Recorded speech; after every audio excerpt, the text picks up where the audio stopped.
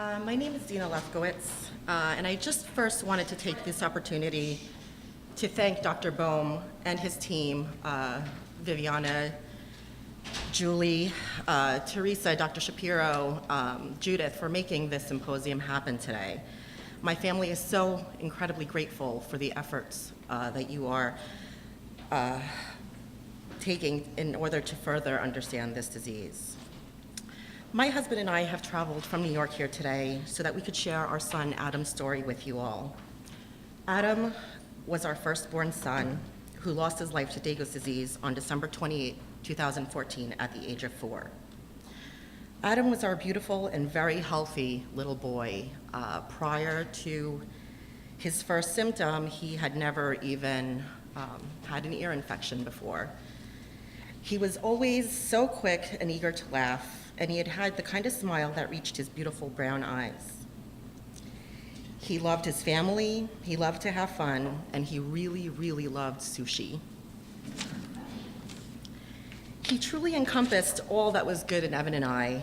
We used to say that he inherited all of our best qualities without any of our shortcomings. At his funeral service, Adam's nursery school teacher spoke about Adam's ability to make every single person around him feel like they were his absolute favorite person in the world. And I know that was true because he had such an unlimited capacity for love. By 5 months old, he had already had a close-knit group of friends from a play group we had joined. Those children remained his closest friends until the day he died. It was no secret, though, that his favorite role was that of being a big brother. Adam was only 22 months when my daughter Emily was born, and they quickly became inseparable.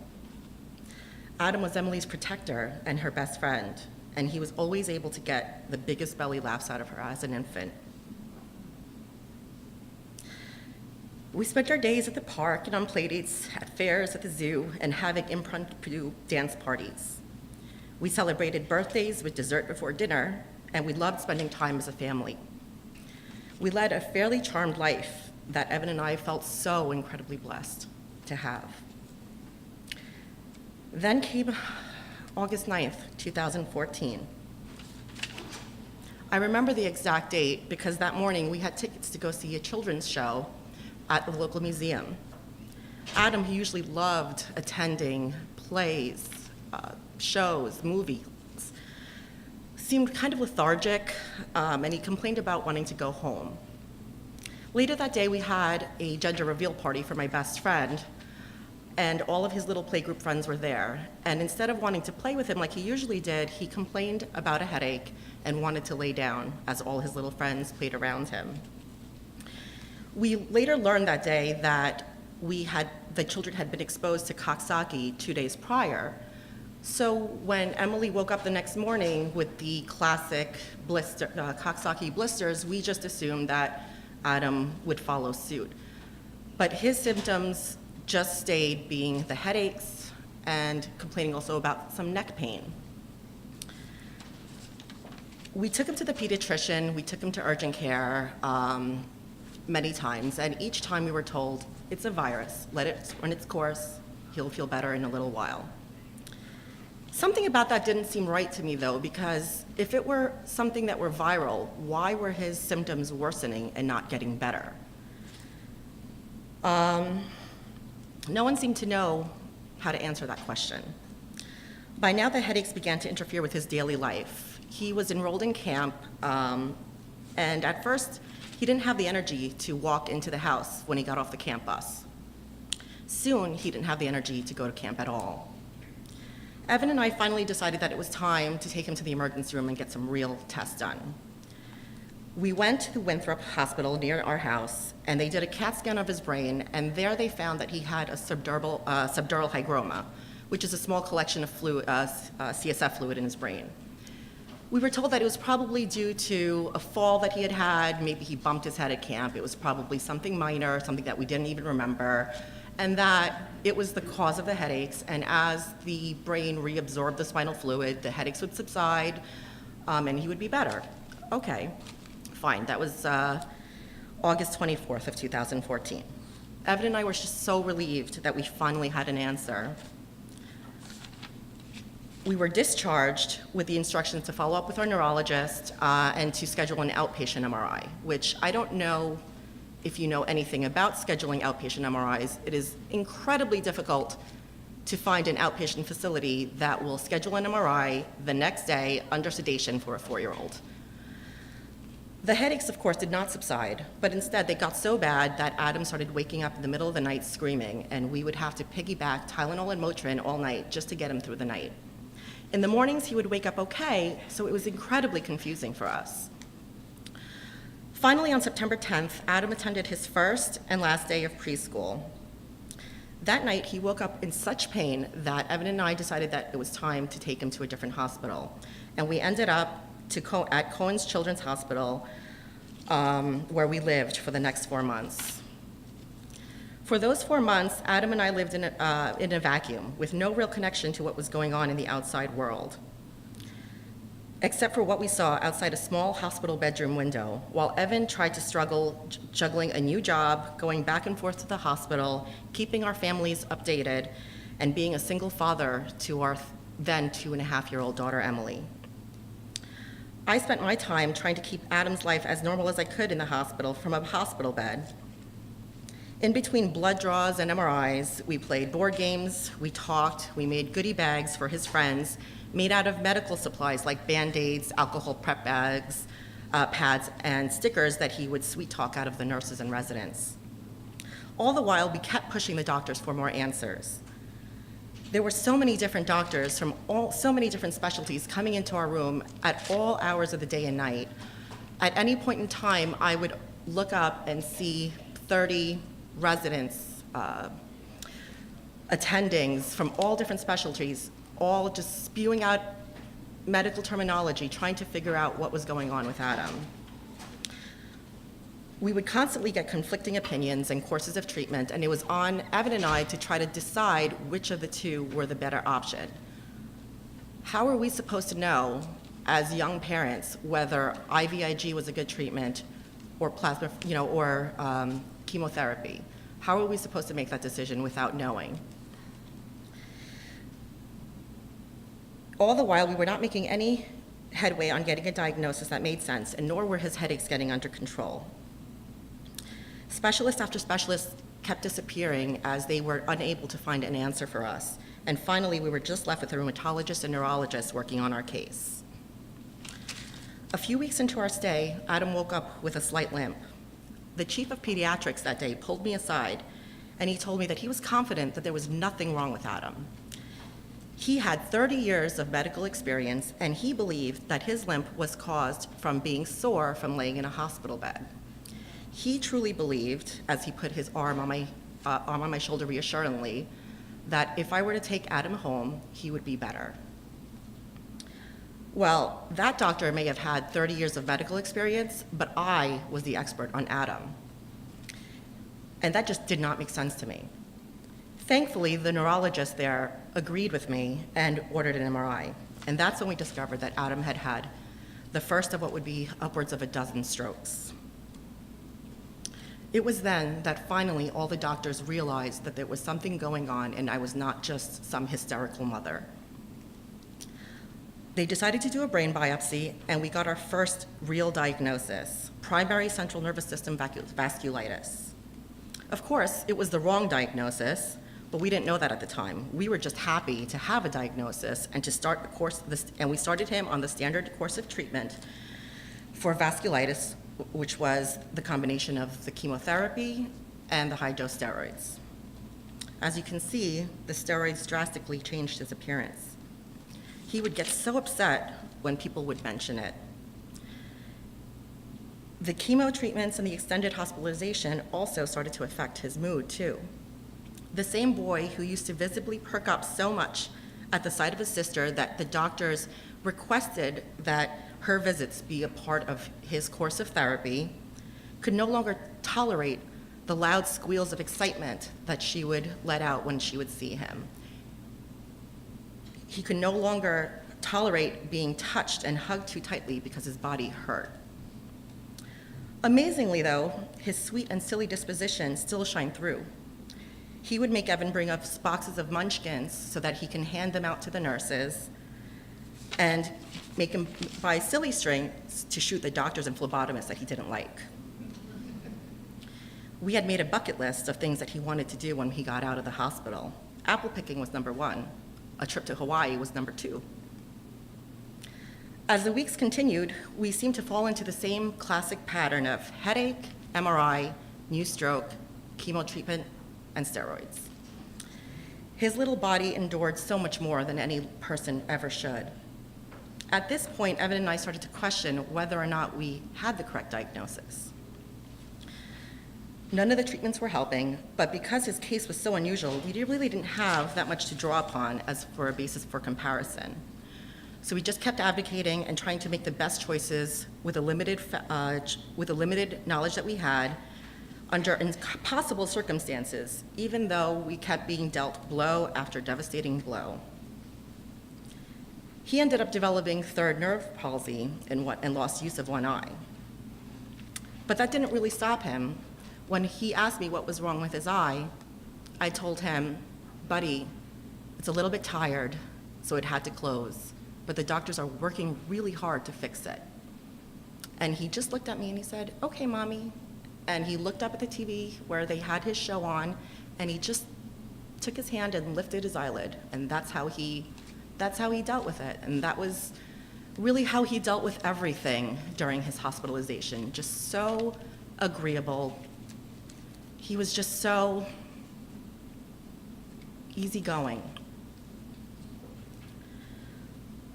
In November, we finally made the decision to transfer to CHOP to get a fresh set of eyes on his case, because Cohen's, we felt, no longer had any answers for us, other than continuing just to switch out the different types of chemo treatments he was getting.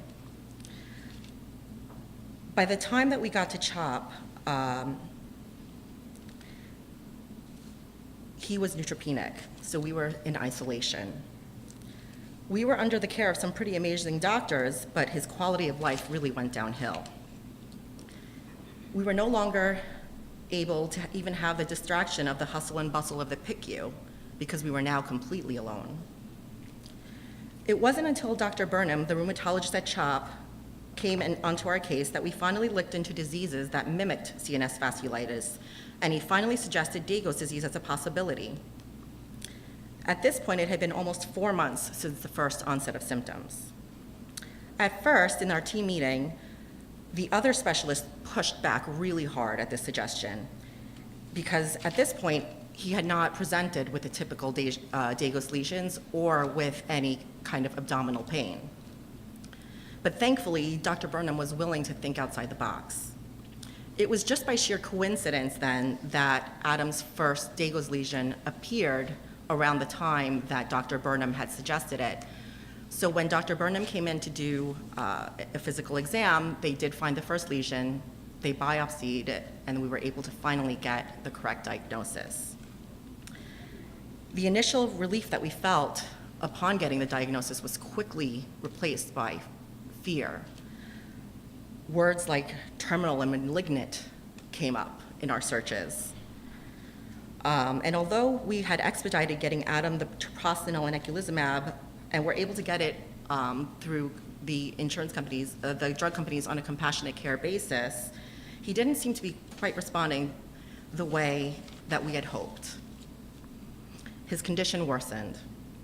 One of my worst memories of that time in the hospital then was when a nurse who was trying to help suggested putting a diaper on him. Now, any of you that have children know that a child that has been potty trained since 2 years old is not going to want to turn around and put on a diaper at 4. The crying that he did and the begging that he did to not have to wear that diaper still cuts my heart. But even worse was when he stopped fighting to put them on. One particularly low night, I had Googled Degos disease, and this time I came across Judith's site. I was shocked to see Adam's name mentioned on their patient forum. Before we found them, they had found us, and they were thinking about us and praying for us, even though we were complete strangers.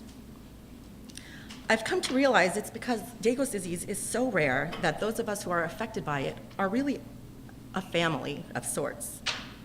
We are all so concerned about each other's well-being and take the time to check in with each other. That's why so many of us here are praying so hard for Ernie today. We may be here, but our thoughts are with him in New York. We all know too well the ravaging effects this disease can have, the frustration in getting a diagnosis, and the feeling of isolation that comes with having a disease that is so incredibly rare, that you have to take the time to explain it to the physicians. The day before Christmas Eve, we were told that there was nothing else that could be done. Adam had developed these tremors that would last anywhere from a few seconds up to over an hour. No amount of medications they give him, Keppra, morphine, Ativan, fentanyl, would get them to stop. And the sight of him shaking uncontrollably while he stared into my eyes still haunts me. An MRI done confirmed that he had suffered a stroke deep in his brainstem, and there was really nothing more that could be done. It was time to say goodbye. While it had been a very real fear for us since Adam's first stroke, we were still not prepared to hear those words. So Christmas Eve, 2014, our families came to say their goodbyes. We spent Christmas as a family for one last time. The Ronald McDonald House we were staying in very generously allowed families to shop out of their donations for Christmas gifts for the children affected and their siblings. And we were able to get Emily an Anna dress from Frozen and a tea party set from Adam. They had one last tea party, and then the next day we took Adam off life support. He passed away at 2 p.m. on December 28th. As we held him in our arms and we sang him the same songs that I did when I rocked him as a baby.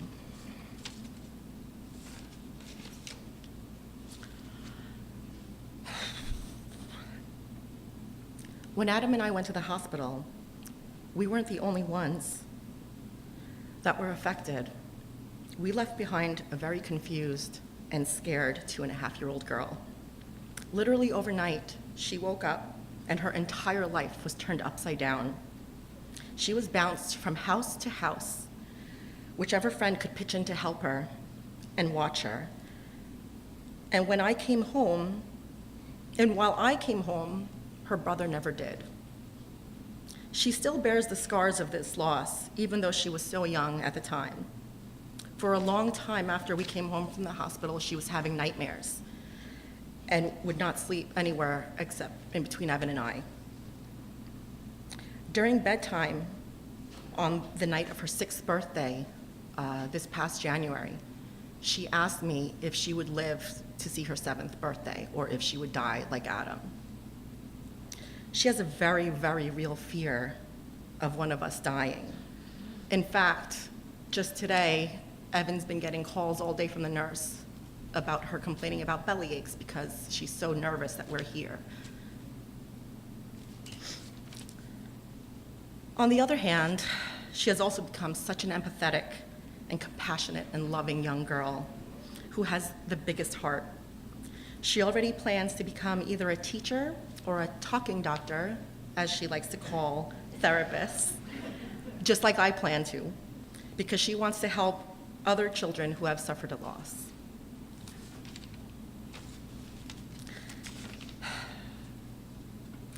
Tomorrow marks 3 years and 4 months to the day that we lost our boy, and we're still dealing with the effects. Since his passing, we've been blessed with the addition of 2 more children in our family. Adeline is 2.5 and is Adam's mini-me. And Daniel, who is 8 months old, has inherited his sweet spirit.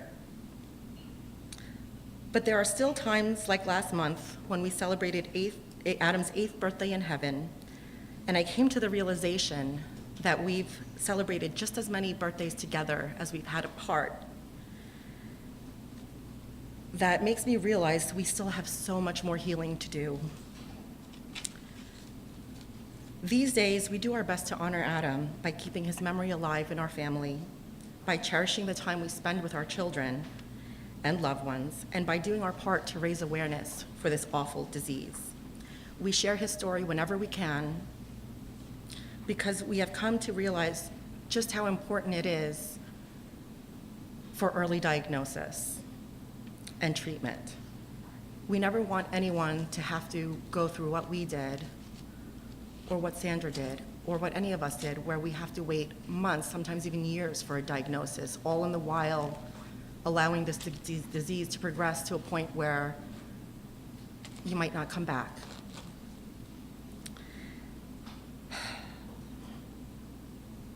That's why we're here today, and that's why we want to be a part of any kind of Degos efforts in the future as well. Thank you.